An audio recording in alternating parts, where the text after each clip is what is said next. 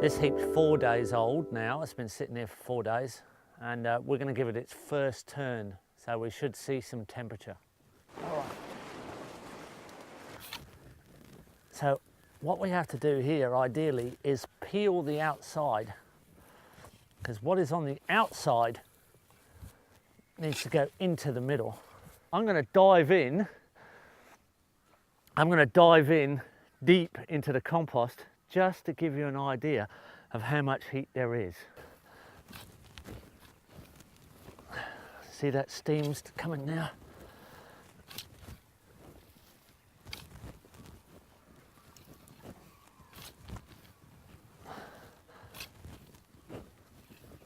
This is where you realise you've got to have material that's chopped up, not just for the surface area that all the little organisms can start processing, but also just so it's easier to turn.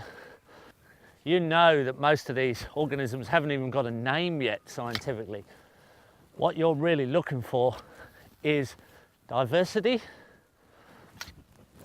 and large numbers in quantity. So you're looking at how much you have in diversity and quantity in the compost.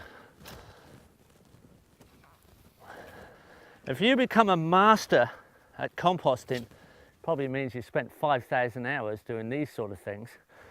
After 5,000 hours, I can tell you, you start to understand the process very, very well. But I'm trying to share that knowledge with you. I've made thousands of these heaps, and I literally mean thousands. And I've seen the equation of different combinations, different recipes. There's no limit to the diversity you can put in. There's no limit to what elements can't go into a heap that you need to gauge. Has it lived? It can live again. If it's lived before, it can live again in the compost.